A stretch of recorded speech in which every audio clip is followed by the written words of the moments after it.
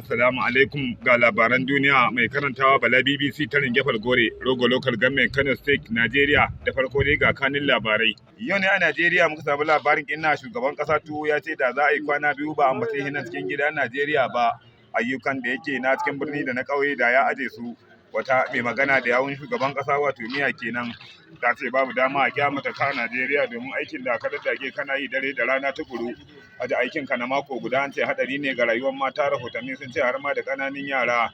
An yi wata gagarumin guguwa a layin yan kuka da yan lalle amma da suke da kowa sai ya ware nasa. A jiya ne aka wani gagarumin hatsari a can kan hanyar Jos amma hatsarin an ce ya danganci na doya.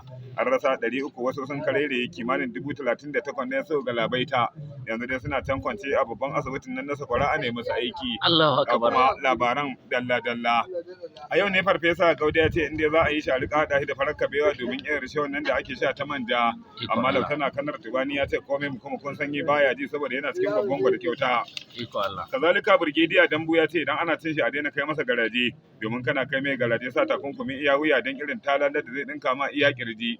An kama wasu bare guda 66 amma an kulle su a cikin kurkukun nan na Ayaba. Har yau dai abarba bata gane ba da ta je belin su.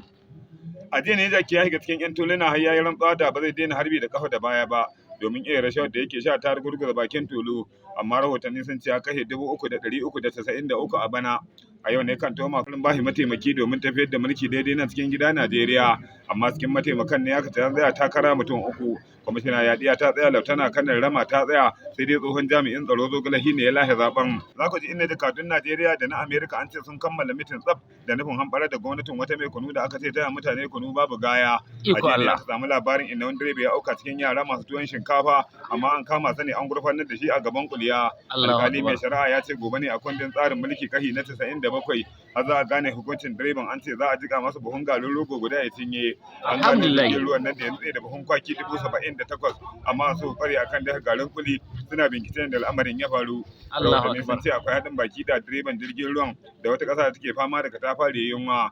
A gobe ne da sassafe ake sa ran za a yankewa Mustapha likitan kosai hukuncin rataya saboda farin cikin da yake yin ana tafka shi a cikin man gyada. Yau da safe ne muka samu labarin ambaliyar ruwan da ta auku can karkashin teburin wani mai shayi. Kofin da sun riga mu gidan gaskiya.